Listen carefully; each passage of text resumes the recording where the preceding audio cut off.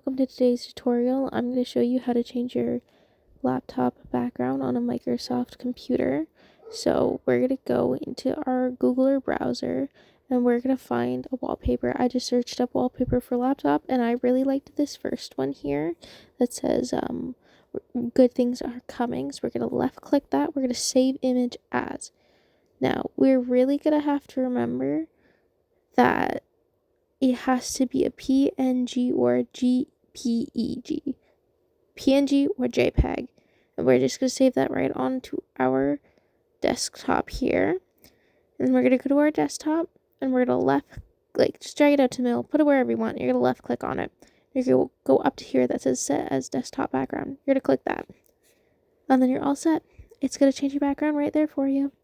Amazing, and that's the end of today's tutorial. I hope you enjoyed. Hit the like button and drop down below what you want us to cover next. Bye bye.